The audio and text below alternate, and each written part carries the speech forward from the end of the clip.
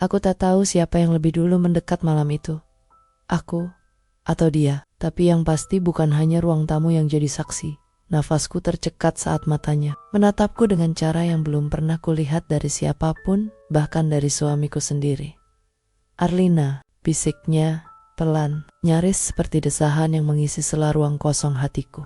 Aku seharusnya menolak, tapi saat jariku menyentuh lengan kemejanya, tubuhku tak bisa lagi berbohong. "Jangan," ucapku, tapi tangan kami justru semakin erat, saling menggenggam. Suara jam dinding berdetak pelan. Malam terasa panjang, dan diam-diam aku membiarkan diriku terlarut dalam pelukan pria yang seharusnya tak boleh kudekati di sofa ruang tamu, yang hanya diterangi lampu sudut kecil. Aku, istri sah suamiku Gilang, telah menyerahkan lebih dari sekadar rahasia, dan sejak malam itu aku melanggar menjadi seorang istri dan tergoda bos suamiku sendiri.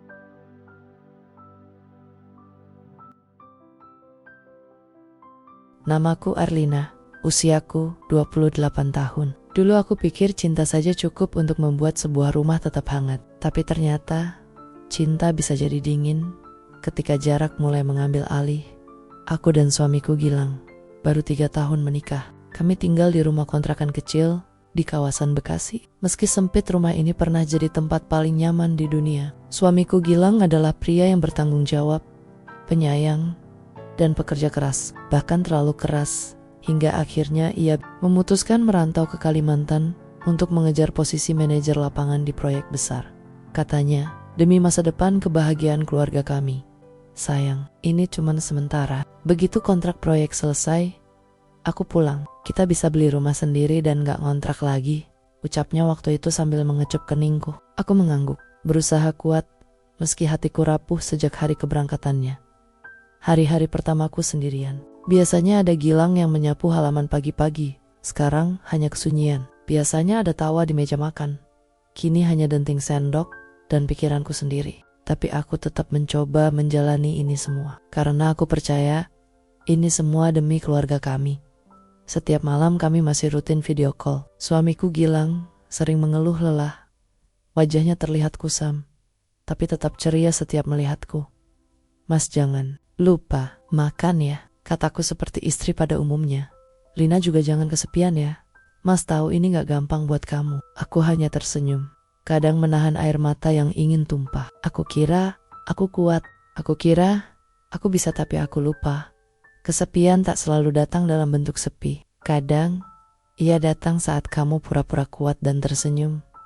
Sudah 2 bulan suamiku Gilang merantau. Aku mulai terbiasa bangun sendiri, makan sendiri, dan berbicara pada diri sendiri. Hari-hariku dipenuhi rutinitas, mencuci, memasak, dan sesekali mengurus keuangan lewat laporan pengeluaran yang kutulis rapi untuk Gilang. Kami memang belum punya anak. Rencana itu tertunda sejak Gilang memilih pergi demi masa depan. Sampai suatu sore, ketika hujan tiba-tiba mengguyur deras dan langit gelap lebih cepat dari biasanya, terdengar suara motor berhenti di depan rumah. Tok, tok. Aku membuka pintu dengan perasaan waspada. Sosok pria bertubuh tegap dengan jas hujan basah berdiri sambil tersenyum ramah. "Mbak Arlina, maaf ganggu. Saya Dion, bosnya Gilang. Ini ada dokumen dari kantor pusat titipan langsung." Aku mengangguk gugup. "Oh iya, silakan masuk sebentar Pak, lagi hujan deras." Dia melepas jas hujannya dan aku menyodorkan handuk kecil dari dapur. Kami duduk di ruang tamu, hanya dipisahkan meja kecil dan suara hujan yang belum reda. Aku baru sadar, pria ini tampak jauh lebih muda dari bayanganku. Mungkin usianya 40-an.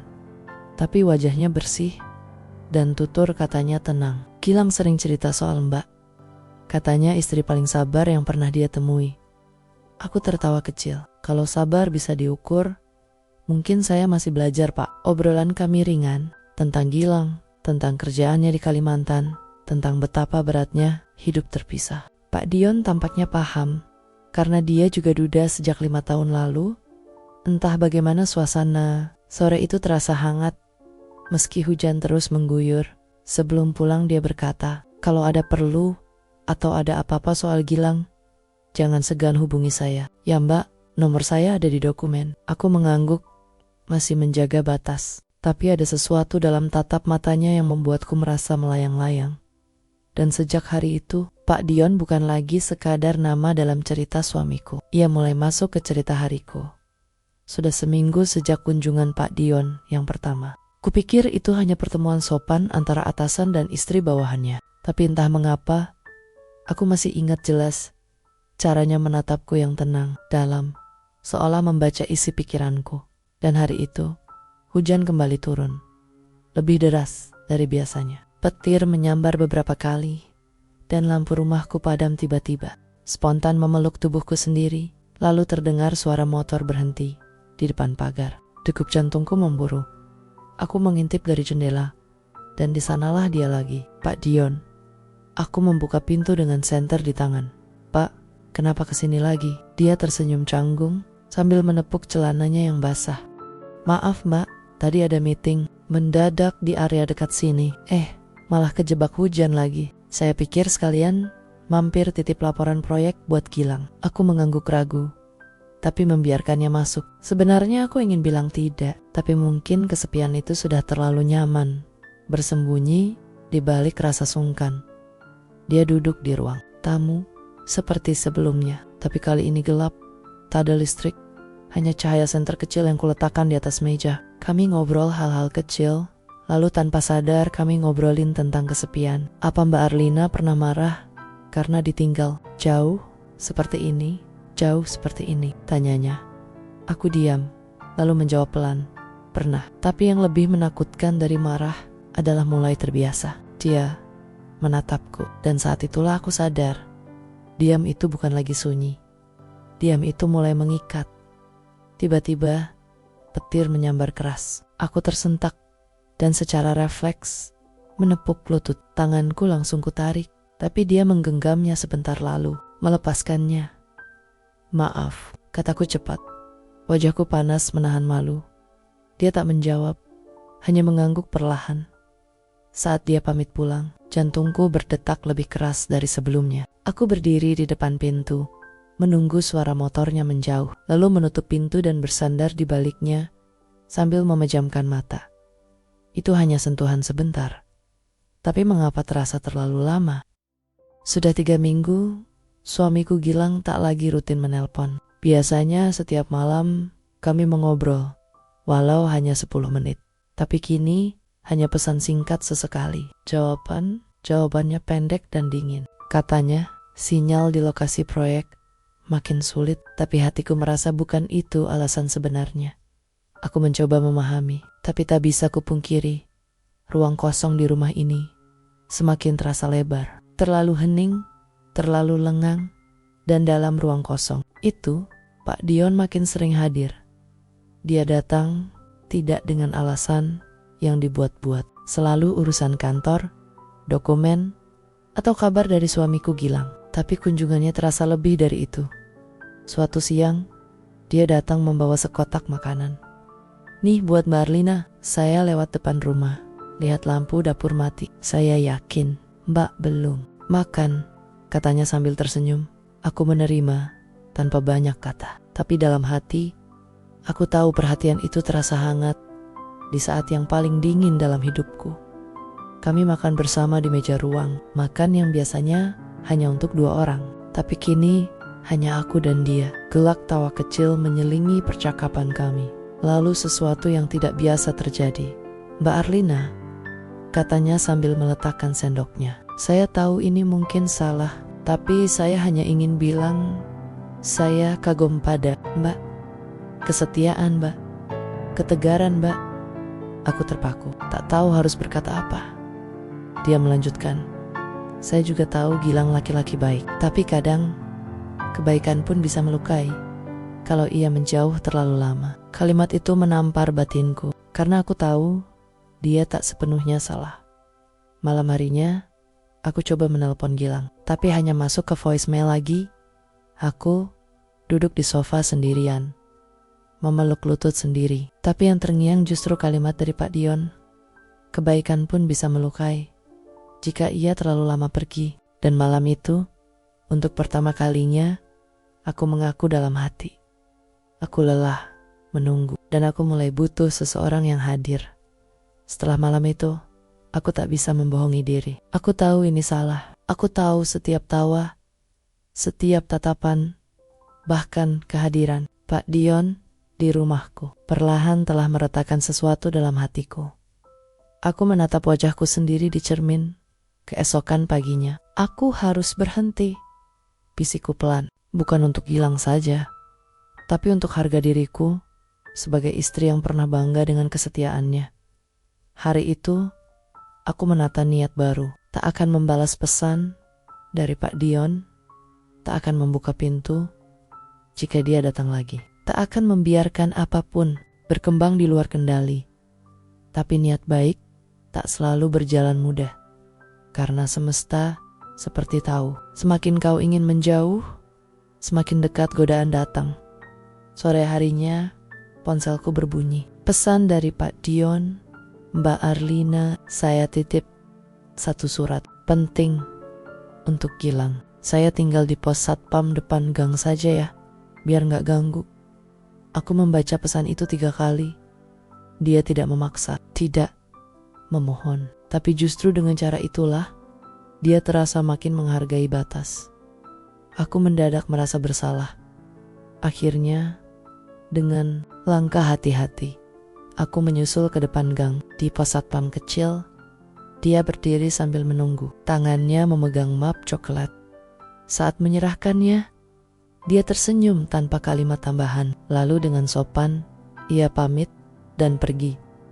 Tapi malam harinya, aku membuka map itu. Dan di antara dokumen, ada selembar kertas kecil. Terima kasih karena masih menyempatkan datang. Saya tidak akan melangkah jika Mbak tak membuka jalan. Tapi jika suatu hari Mbak lelah menunggu yang jauh, saya masih di sini. Aku gemetar membacanya. Bukan karena marah, tapi karena kalimat itu menyentuh celah yang paling rapuh dalam hatiku. Dan disitulah aku sadar, niat menjaga jarak tak akan cukup. Jika aku belum bisa menutup hati, aku mulai merasa kalah. Bukan oleh orang lain, tapi oleh hatiku sendiri. Hari-hari setelah pesan kecil dari Pak Dion terasa janggal. Aku masih berusaha menjaga jarak, tapi pikiranku justru makin terikat. Aku mencuci piring, tapi yang terlintas justru senyum sopannya. Aku menyapu halaman, tapi terbayang saat dia menungguku di pos satpam dengan sabar. Aku membuka handphone, berharap ada pesan dari Gilang. Tapi yang masuk justru ucapan selamat pagi dari Pak Dion. Sialnya, aku membacanya berulang kali. Dan aku tersenyum sendiri, hingga hari itu datang. Hari yang menghancurkan tembok, niat yang telah kubangun dengan susah payah. Pagi-pagi sekali, aku mendapat kabar dari nomor asing. Gilang jatuh sakit di proyek, demam tinggi, dan tidak sadarkan diri. Aku panik, telepon tak diangkat, pesan tak dibalas. Rasanya aku ingin terbang ke sana saat itu juga. Tapi biaya, waktu, dan akses ke lokasi terpencil membuatku hanya bisa menangis di sudut ruang makan. Dan di saat aku terpuruk, seseorang datang. Lagi-lagi dia, Pak Dion. Aku tak tahu bagaimana dia tahu, tapi dia datang membawa satu hal yang tak bisa kubantah. Kehadiran. Tanpa ponyak pikara, dia duduk di depanku, memberitik, menyodorkan segelas air hangat.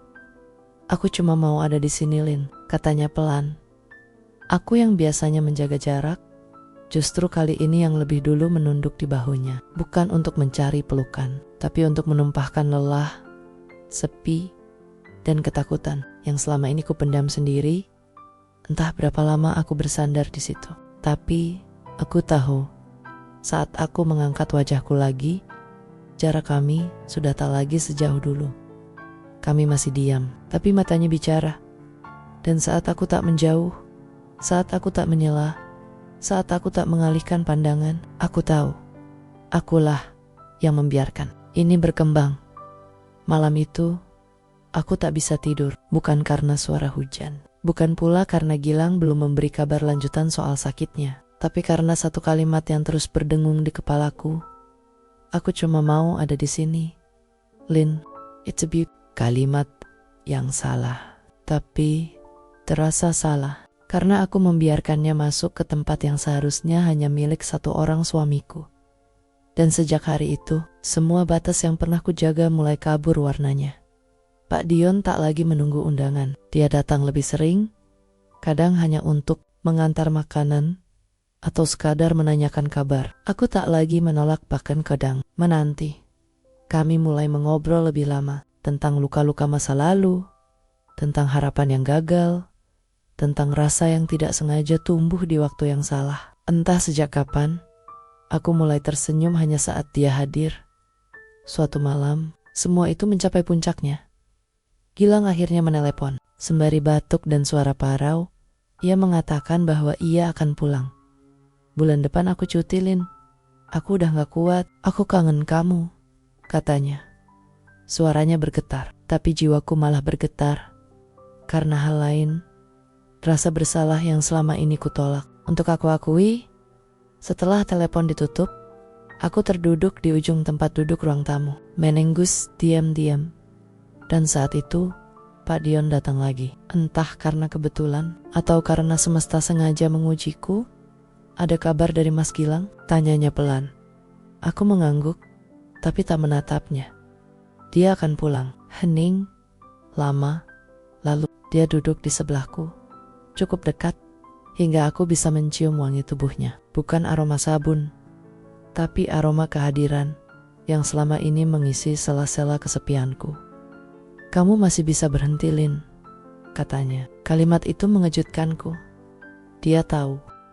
Saya sadar bahwa ini sudah terlalu jauh. Bahkan sebelum kami melakukan apa-apa, aku menarik napas dalam, tapi semua terasa sesak. Kalau aku berhenti sekarang, tanyaku pelan, masih bisa kembali jadi Arlina yang dulu? Pak Dion menatapku, lalu pelan, mungkin tidak, tapi kamu bisa memilih jadi Arlina yang kamu banggakan lagi. Dan malam itu, aku tahu satu hal. Aku tak bisa terus berdiri di tengah, tapi jalan keluar dari rasa bersalah ini akan jauh lebih sakit daripada rasa sepi yang pernah kutakutkan. Setelah malam itu, aku tahu aku tak bisa lagi bersembunyi di balik kata tidak sengaja. Aku yang membuka pintu. Aku yang membiarkan perasaan itu tumbuh, dan aku juga yang harus mengakhirinya. Tapi, mengakhiri sesuatu yang membuatmu merasa hidup jauh lebih sulit daripada membiarkannya mengalir. Aku tak tidur malam itu, hanya duduk di lantai ruang tamu, memeluk lutut sendiri sambil menatap foto pernikahan kami yang tergantung di dinding. Wajah Gilang di foto itu tersenyum lebar, begitu percaya padaku. Dan aku hanya bisa menatap foto itu dengan mata bengkak dan dada yang hancur. Karena aku tahu, aku telah mengkhianati seseorang yang tak pernah memberiku alasan untuk berkhianat. Pagi harinya, aku menelepon Pak Dion. Kali ini, aku yang mengundangnya datang. Bukan untuk mengulang sesuatu, tapi untuk mengakhiri. Ia tiba dengan wajah tenang, tapi sorot matanya tak bisa menyembunyikan kekhawatiran. Aku tahu ini soal semalam, katanya lebih dulu. Aku hanya mengangguk. Aku minta maaf, Pak, ucapku sambil menunduk. Bukan karena Bapak salah, tapi karena aku yang tak kuat menahan ruang kosong di hidupku sendiri. Pak Dion menatapku dalam diam lama. Lalu ia berkata dengan suara nyaris bergetar, "Aku tidak akan memaksa kamu, Lin. Tapi tahu kan, bukan satu-satunya yang terluka di sini." Aku menatapnya, dan untuk pertama kalinya, kulihat sisi rapuh dari pria yang selama ini selalu terlihat kuat. Dan itu membuat perpisahan ini terasa lebih pahit dari yang kubayangkan. Aku tidak menyesal pernah kenal Bapak, kataku jujur.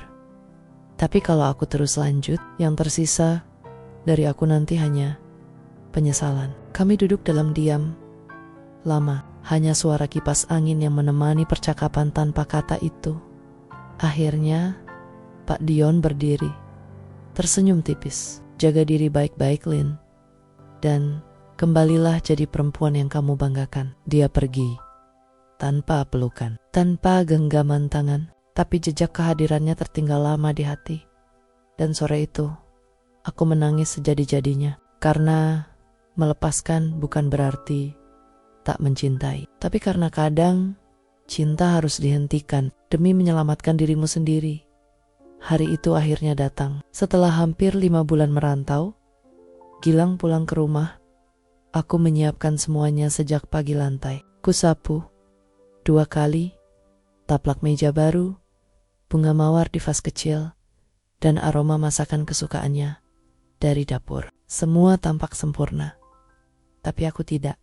Hatiku penuh getar, bukan karena bahagia, tapi karena takut dilihat dengan mata yang dulu percaya, tapi kini mungkin bisa membaca kebohongan. Pukul 5 sore, suara motor berhenti di depan pagar. Aku menatap dari jendela, dan saat melihat sosok itu turun dari motor dengan jaket lusuh dan mata sembab karena kelelahan, air mataku tumpah begitu saja. Dia masuk rumah, menatapku lama, tak ada pelukan, tak ada pelarian. Hanya diam yang menggigilkan. "Lina," katanya pelan. Aku ingin tersenyum, tapi wajahku justru mengeras menahan tangis. Dia duduk. Aku ikut di seberangnya. Aku tahu, semua ini gak gampang buat kamu. Dan aku juga gak bisa pura-pura gak ngerasa ada yang berubah. Dek, jantungku seolah berhenti berdetak. Apa dia tahu? Aku ngerasa kamu makin jauh waktu aku di sana. Soal jarak, tapi soal hati. Suaranya pelan, seperti menahan kecewa. Tapi aku tetap pulang. Karena kamu rumahku, aku tak bisa lagi menahan air mata. Gilang tidak menuduh. Dia tidak menuntut penjelasan. Tapi justru itu yang membuat hatiku hancur berkeping-keping. Aku salah, Mas. Ucapku gemetar. Aku terlalu lama sendirian sampai lupa siapa diriku sebenarnya.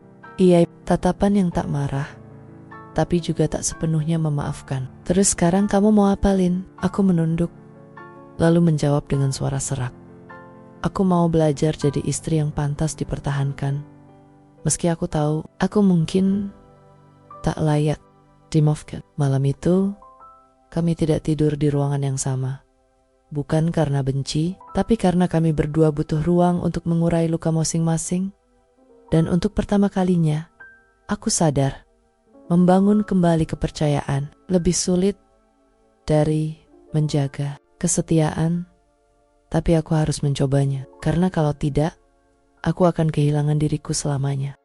Kami tinggal di rumah yang sama, tapi seperti dua orang asing yang saling menghindar pandangan. Sarapan terasa hambar, percakapan terasa sepi, tapi aku tahu ini harga dari sebuah pengkhianatan. Dan aku harus membayarnya dengan kesungguhan. Aku mulai dari hal kecil, menjemputnya pulang kerja, menyiapkan bekal dengan tulisan tangan kecil di dalamnya, dan berani jujur tentang semua rasa bersalah yang lama ku pendam. Suatu malam, aku duduk di ruang tengah. TV menyala, tapi aku tak benar-benar menontonnya. Gilang datang, duduk di sebelahku. Tidak menyentuh, tidak memaksa. Aku ketemu Pak Dion tadi siang di kantor, katanya tiba-tiba. Aku membeku. Dia cuma bilang, jaga istrimu baik-baik. Dia perempuan yang kuat. Lalu Gilang menoleh ke arahku. Sorot matanya tajam. Aku gak tanya apapun soal kalian, karena aku tahu kalau aku gali lebih dalam, mungkin aku sendiri yang gak sanggup berdiri. Aku menangis. Bukan karena ketahuan, tapi karena dimaafkan, tanpa harus dijatuhkan. Aku gak bisa langsung percaya lagi, Lin. Tapi aku juga gak mau kehilangan kamu. Jadi mulai sekarang, mari kita mulai dari awal. Tapi bukan dari nol, dari bekas luka yang sama-sama. Aku mengangguk dengan air mata yang tak bisa kuhentikan. Aku menggenggam tangannya untuk pertama kalinya sejak ia pulang. Terima kasih, Mas, udah gak pergi.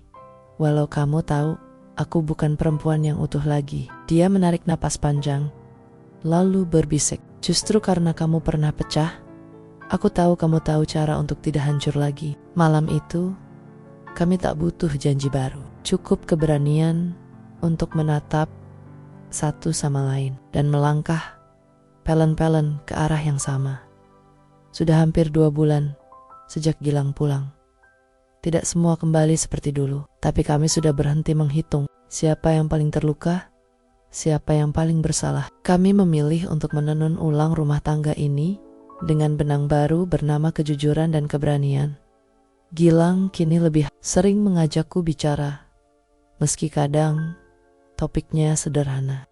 Kami balik tertawa lagi, meski pelan-pelan, dan aku mulai terbiasa jujur, bahkan tentang rasa takut yang masih sering datang di malam hari. Suatu sore, kami duduk di halaman belakang rumah. Burung gereja bersuara dari atap, dan teh melati hangat ada di antara kami. Mas, aku membuka suara. Kalau saja waktu bisa diulang. Aku janji, aku gak akan melangkah sejauh itu. Gilang menghela napas. Waktu gak bisa diulang, Lin. Tapi kita bisa pilih kemana arah kita sekarang. Dan aku masih milih kamu. Aku terdiam. Kata-katanya tidak melambungkan harapan, tapi meneguhkan langkah. Aku tahu dia masih menyimpan rasa kecewa, tapi dia juga tidak membiarkannya tumbuh jadi dendam. Dan itu lebih dari cukup untukku. Beberapa hari kemudian, kami pindah ke rumah kontrakan. Baru, rumah sederhana, tapi terasa lebih segar. Bukan karena bangunannya berbeda, tapi karena niat kami sudah tidak sama lagi. Di dinding ruang tamu, aku menggantung figura bertuliskan, rumah bukan tempat yang sempurna, tapi tempat dua orang saling memilih untuk tetap tinggal, meski tahu satu sama lain pernah patah. Dulu, aku pikir godaan terbesar dalam rumah tangga datang dari luar, tapi ternyata yang paling mematikan adalah sepi dalam hati yang dibiarkan terlalu lama. Kesalahanku bukan hanya karena membuka pintu untuk orang lain, tapi karena aku menutup pintu untuk kesabaran. Aku memilih jalan singkat untuk mengisi kekosongan. Padahal cinta yang sesungguhnya justru tumbuh di ruang paling sabar, bukan paling cepat. Pak Dion tak lagi datang. Setelah semua kejadian itu, dia dipindahkan ke divisi lain. Tak ada lagi pesan, tak ada lagi bayangan. Tapi luka yang ia tinggalkan mengajarkanku banyak hal. Sekarang, aku bukan lagi istri yang sama seperti dulu. Aku belajar bahwa pernikahan bukan tentang menuntut, tapi tentang menunggu. Bukan tentang selalu bahagia, tapi tentang berani bertahan walau kadang menangis di dalam diam. Dan Gilang, suamiku itu tidak pernah menebet-nebet masa lalu. Dia tidak melemparkan kesalahanku di tengah argumen, tidak menggunakannya untuk dia memilih memeluk kekuranganku. Bukan karena dia lemah, tapi karena dia tahu semua orang bisa jatuh, tapi tak semua mau bangkit. Hari ini, aku duduk di ruang tamu rumah kecil kami yang baru. Langit sore menembus tirai jendela. Aroma masakanku masih mengepul dari dapur, dan suara Gilang terdengar samar dari arah teras. Aku tidak tahu bagaimana masa depan, tapi satu hal pasti, aku tak akan pernah menjadi perempuan yang sama lagi. Aku adalah istri yang pernah jatuh, tapi aku juga istri yang memilih kembali. Kisah ini bukan ajakan untuk memaafkan semua bentuk pengkhianatan atau membenarkan kesalahan yang terjadi, tapi ini adalah pengingat bahwa manusia bisa belajar, bisa berubah, dan bisa tumbuh jika diberi ruang untuk bertanggung jawab, dan bahwa pernikahan bukan tentang siapa yang paling benar, tapi siapa yang paling mau tetap tinggal meski sudah sama-sama salah.